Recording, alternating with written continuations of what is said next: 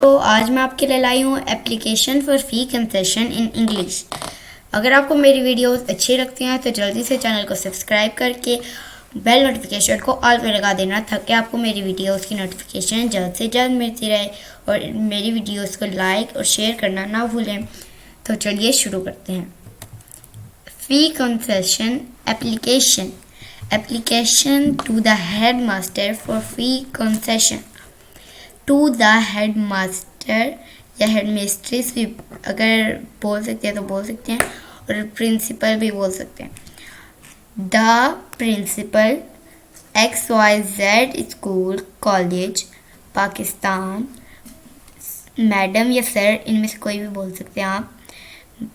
Sir, I beg to state that I belong to a poor family and due to the current situation of corona virus I am unable to pay dues of this month.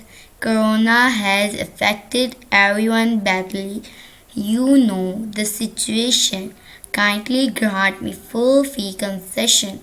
I shall be very grateful to you for this favor. Your obediently XYZ dated, जो भी date हो आप लिख सकते हैं। तो अगर आपको मेरी वीडियोस अच्छी लगती हैं तो जल्दी से मेरे चैनल को सब्सक्राइब करके और बेल नोटिफिकेशन को ज़रूर ऑल पे लगा देना ताकि आपको मेरी हर वीडियोस की नोटिफिकेशन मिलती रहे। और इस वीडियो को लाइक करके जाना, शेयर भी ज़्यादा से ज़्यादा कर देना। मिलती हूँ नेक्स्ट वीडियो में, तब तक के लिए अल्लाह हाफिज़।